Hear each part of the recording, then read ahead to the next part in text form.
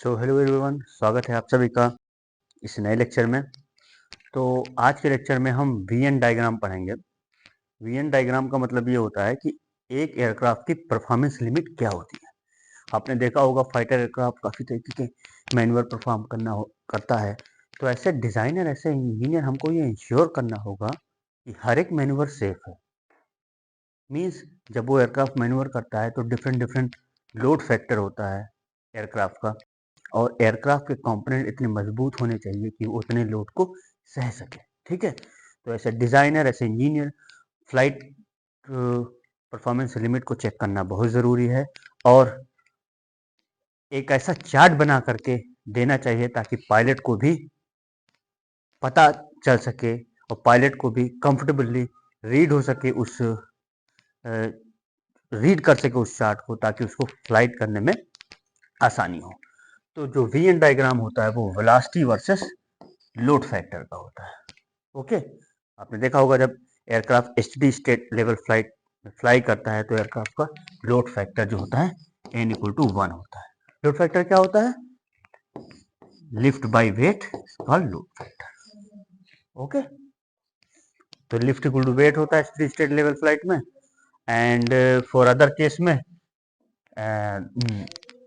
For example like a pull up or during the bank case, okay, the lift is greater than weight. okay, तो हम दो axis draw कर लेते हैं।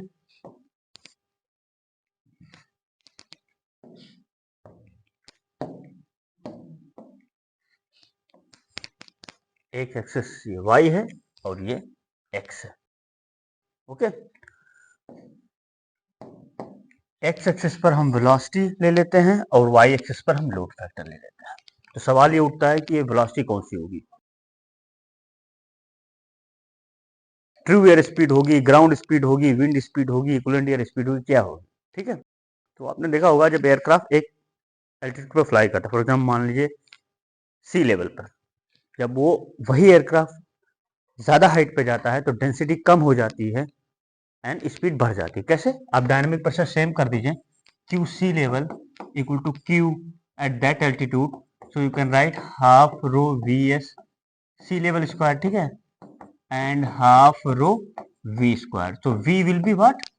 We sea level under root rho by rho sea level. So ठीक है, तो density जैसे जैसे चेंज होगी ऊपर जाने पर वेलोसिटी जो है, डेंसिटी डिक्रीज होगी अल्टीट्यूड के साथ और वेलोसिटी इंक्रीज होगी। तो इसका मतलब ये है कि अगेन पायलट को एक कंफ्यूजन हो जाएगी, बिकॉज हर एक अल्टीट्यूड पे वो अलग अलग चार्ट रहेगा। तो इस प्रॉब्लम को सॉल्व करने के लिए हम इक्विवेलेंट एयर स्पीड लेते हैं, जो सी लेवल की स्पीड होती है, that means irrespective of altitude, वो अल्टीट्यूड के साथ चेंज नहीं होगी, वो इक्विवेलेंट एयर स्पीड। ओके, तो इसको हम इक्विवेलेंट एयर स्पीड बोल सकते हैं। ठीक है, वो स्पीड हम लेते हैं एक्स एक्सिस पे ताकि कंफ्यूजन ना हो। ठीक है, तो स्पीड का क्लियर हुआ। ठीक है, अब जब इसको प्लॉट करते हैं वीएन डायग्राम को, तो आपने देखा होगा, यू हैव रोट ऑलरेडी, आपने पढ़ा है lift equal to weight, and lift you can write half rho we square S into C L, right. और इन जनरल अगर आप लिखेंगे lift equal to N W, right. पर आप देखेंगे अगर सब कांस्टेंट कर दें, रो कांस्टेंट, एस कांस्टेंट, तो वी स्क्वायर सी एल जो है वो कांस्टेंट आएगा,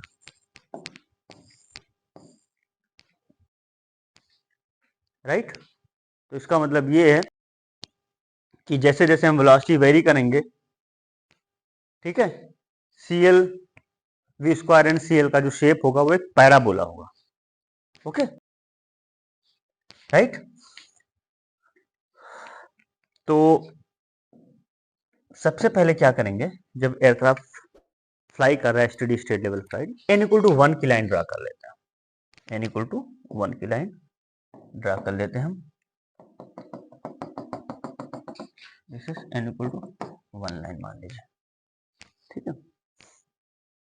तो हम कहीं से स्टार्ट करेंगे वीन डायग्राम ड्रा करना। आपको पता होगा कि एयरक्राफ्ट को लेवल फ्लाइट सस्टेन करने के लिए जो वेलोसिटी चाहिए होती है वो वी स्टॉल वेलोसिटी होती है। कैसे फाइंड आउट करते हैं? Again lift equal to weight में half rho we square S into C L. C L को आप मैक्स कर दीजिए तो ये स्टॉल स्पीड बन जाएगी। तो इसका मतलब कोई वैल्यू आएगी स्टॉल स्पीड की, जहां से आप स्टार्ट करना चाहोगे वी एन डायग्राम को, मान लीजिए वो स्टॉल स्पीड ये है और आप स्टडी स्टेट लेवल फ्लाइट कर रहे हो, n1 है, तो आप ये स्टार्टिंग पॉइंट हो गया। अब यहां से जब आप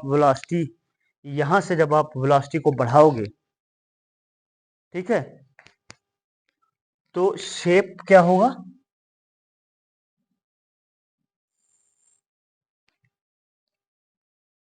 पैराबोला होगा वी स्क्वायर सी एल से। तो ये पॉइंट करस्पॉन्ड करता है stall when n equal to 1 और ये बाकी सारे पॉइंट करस्पॉन्ड करते हैं स्टाल कंडीशन पर n बदलता हुआ। ठीक है, लाइक जब lift equal to N W आप कीजिएगा तो फिर से अगर आप मान लीजिए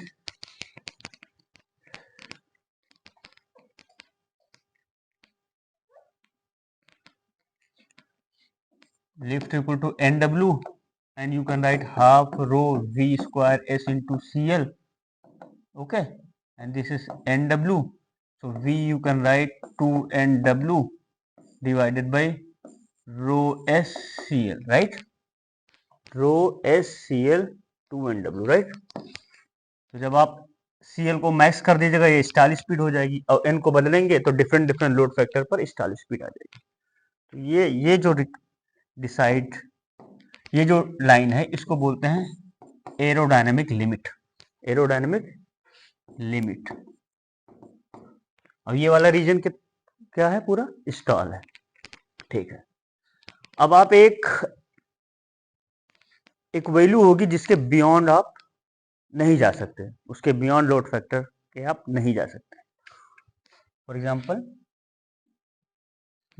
मान लीजिए ये वो वाला पॉइंट ये है, ठीक है।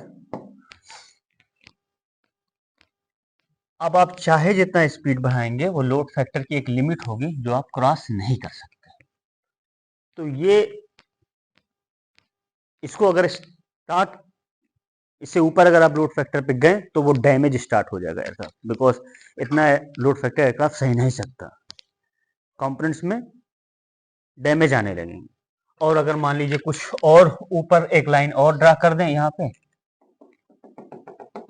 तो ये वाला पार्ट अगर इसके बियॉन्ड गए तो वो पूरा का पूरा कंप्लीट डैमेज आ जाएगा, कंप्लीट एयरक्राफ्ट टूट जाएगा। ठीक है, तो इसको ये बोल देंगे, इसको मान लीजिए स्ट्रक्चरल लिमिट बोल देते हैं, स्ट्रक्चर और स्ट्रक्चर लिमिट, ओके, मतलब beyond that you can not go. अब देखिए एक अल्टीट्यूड पे है, फुल पावर दे दिया, मैक्सिमम स्पीड अचीव होगी तो एक स्पीड की लिमिटेशन होगी, या फिर आप डाइव कर रहे हो तो एक लिमिटेशन होता है कि इतनी स्पीड से आप फाइनल टर्मिनल जो डाइव स्पीड होगी इतनी स्पीड से आप डाइव कर सकते हैं। ओके, मान लीजिए आप किसी हाइट पे हैं और किसी हाइट पे जाना चाह रहे हैं जो कि कम है पहली वाली हाइट से, मतलब आप पोटेंशियल एनर्जी को काइनेटिक एनर्जी में कन्वर्ट कर रहे हैं। तो कोई भी एयरक्राफ्ट होगा, हर एक एयरक्राफ्ट का जब आप डाइव करेंगे तो एक लिमिटेशन होगी ना डाइव स्पीड, क्योंकि जब आप डाइव करेंगे तो इम्पैक्ट होगा एयरक्राफ्ट पे, ठीक है। सो वो इम्पैक्ट से भी तो स्ट्रक्चर डैमेज हो सकता है, तो वो हो जाएगा एक तरीके का, मान लीजिए हम बढ़ा देते हैं और एक वर्टिकल लाइन ड्रा कर दीजिए आप,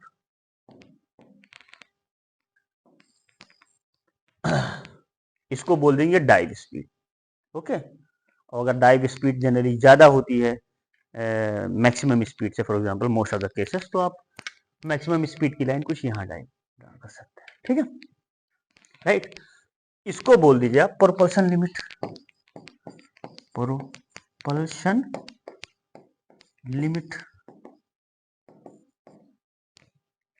राइट। तो 3 लिमिट डिसाइड हो गई, aerodynamic limit, structure limit and proportion limit. That is why it is called performance limit. ठीक है,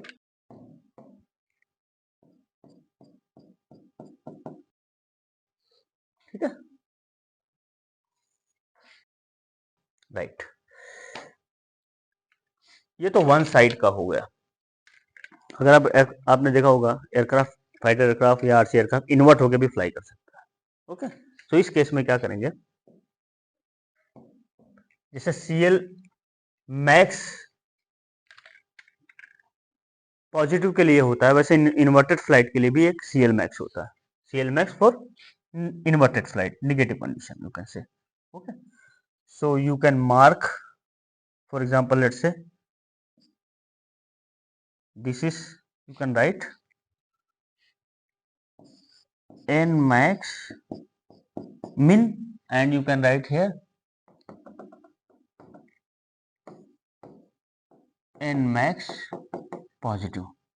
ओके, तो आप स्टाल स्पीड को अगर मान लीजिए सीएल मैक्स नेगेटिव कंडीशन में थोड़ा कम है, तो या मान लीजिए फॉर एग्जांपल बराबर ही है, तो आप बिल्कुल सिमेट्री से and n equal to 1 is this, for example, so you can actually mark the stall speed like this. Okay,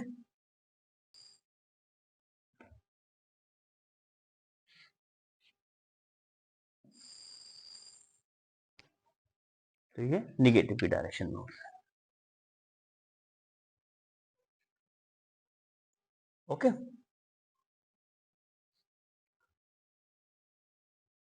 alright. So ये typical Venn diagram, this is how the Venn diagram look like. आप इसको भी equivalent air speed बोल सकते हैं। अच्छा, सीधा structure limit जो बियॉन्ड दैट लोड फैक्टर जब एयरक्राफ्ट का डैमेज होगा, तो वैसे आप लाइन यहाँ पर भी ड्रा कर सकते हैं। ये अगर नेगेटिव डायरेक्शन में भी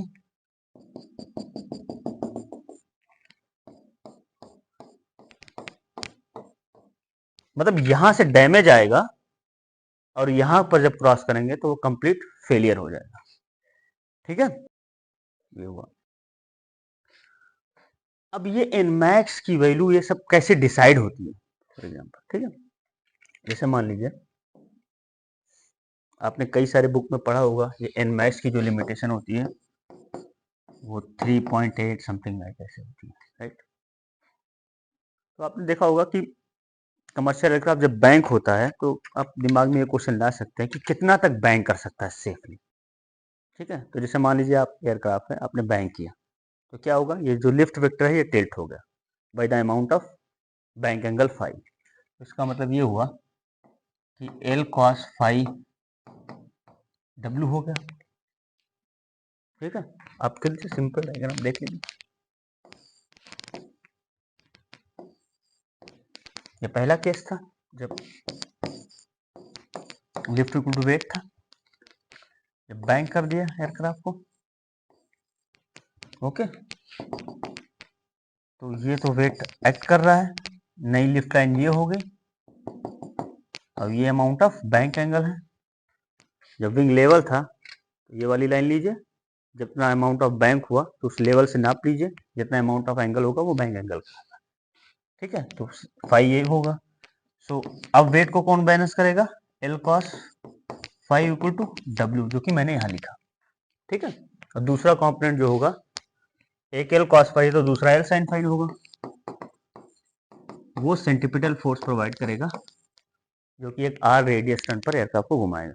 अभी तो आपने देखा होगा जब एयरक्राफ्ट बैंक होता है तो सर्कुलर पाथ में घूमता है। ठीक है, अब देखें, ठीक है, आने वाले लेक्चर में हम इसके बारे में डिटेल पढ़ाएंगे, फिलहाल हम फोकस इस पे करते हैं। अब एल बाई डब्ल्यू को हम लिख सकते हैं sec phi, right, 1/cos phi sec phi. अब मान लीजिए एयरक्राफ्ट को बैंक कर दिया, 75 डिग्री 74 डिग्री अगर आप रखेंगे फाई इक्वल टू, तो सेक 75 डिग्री, ये लोड फैक्टर है, ये लगभग आ जाएगा 3.8 के करीब।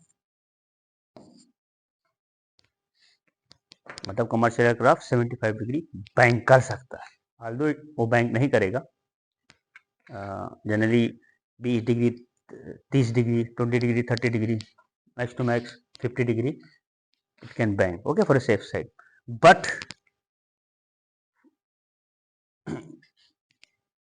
it can bank up to 3.8, okay, it can bank to 75 degree, okay, and it can sustain 3.8. That means commercial aircraft is designed to sustain this kind of load factor 3.8, okay. इसका मतलब है कि आप ये n max की value जो है 3.8 यहाँ पे रख सकते हैं, ओके। तो ये सब नंबर का आइडिया होना चाहिए आपको, ठीक है। एंड अगर आपके पास वेट पता है एयरक्राफ्ट का, air density 1.22 kg 1.2256 kg per metre cube, wing reference area पता है, CL मैक्स की वैल्यू 1.2 1.3 रख करके स्टाल स्पीड निकाल लीजिए, आपको लगभग आइडिया हो जाएगा, ठीक है, कि कहाँ से आपको स्टार्ट करना है। फिर अगर नेक्स्ट स्टेज में अगर बनाते कि और ज़्यादा स्पीड क्या लें, तो आप क्या कर सकते हैं कि वी स्टॉल को 1.3 टाइम्स मान करके डिज़ाइन स्पीड सेलेक्ट कर सकते हैं कि my design speed is 30% greater than V stall speed, तो यहाँ मार्क कर सकते हैं, ठीक है। स्टॉल स्पीड का 4 गुना 5 गुना एक मैक्सिमम स्पीड आप सेलेक्ट कर सकते हैं, ठीक है। तो like that you can select the speed and all, okay. And load factor I have given to you कि एन मैक्स आप कैसे निकाल सकते हैं, अकॉर्डिंगली आप स्केल कर सकते हैं इसको, ठीक है। अब देखिए, तो ये वाला पॉइंट क्लियर हुआ, ये वाला कॉर्नर पॉइंट होता है, इस पॉइंट को कॉर्नर पॉइंट बोलते हैं। इसका मतलब यहाँ पर CL मैक्स और N मैक्स दोनों मैक्स होंगे, तो ये भी मैक्स होगा और ये CL भी मैक्स होगा, तो इसी पॉइंट को बोलते हैं वी कॉर्नर, ठीक है। कॉर्नर पे है ना, कॉर्नर पॉइंट, ठीक है। तो हर एक पॉइंट को मैंने कवर करने की कोशिश की है, ठीक है। आप कोई भी डाउट होगा तो आप कमेंट सेक्शन में पूछ सकते हैं। And n equal to 1 line जो मैंने ड्रा की है, क्योंकि क्या होता है ना, n इक्वल टू जो 1 लाइन है, यही नॉर्मल फ्लाइट कंडीशन है। तो जो भी चेंजेस आएंगे ना, हम इसके रिस्पेक्ट में देखेंगे, ठीक है। फॉर एग्जांपल मान लो एयरक्राफ्ट फ्लाई कर रहा है, सडनली कोई गस्ट आया, ठीक है। अब यहाँ गस्ट इन्वायरमेंट है, एयरक्राफ्ट इंटर किया गस्ट में, तो लोड फैक्टर चेंज हो गया। अगर यहाँ से वेलोसिटी आ गई गस्ट वेलोसिटी, तो इसका मतलब जब यहाँ पर आप सेफली फ्लाई कर रहे थे, तो गस्ट फैक्टर आपको आउट ऑफ द लिमिट कर सकता है, तो ये चीज़ भी हमको जाननी है, ठीक है। तो नेक्स्ट क्लास में हम एक गस्ट को भी यहाँ पर सुपर इम्पोज करेंगे कि गस्ट कैसी दिखती है फ्लाइट में क्या सिग्निफिकेंस होता है, कितने टाइप की गस्ट होती हैं, ठीक है। और हम एग्जाम्पल के जरिए और अच्छी तरीके से स्क्रीन डायग्राम को समझेंगे। Thank you so much.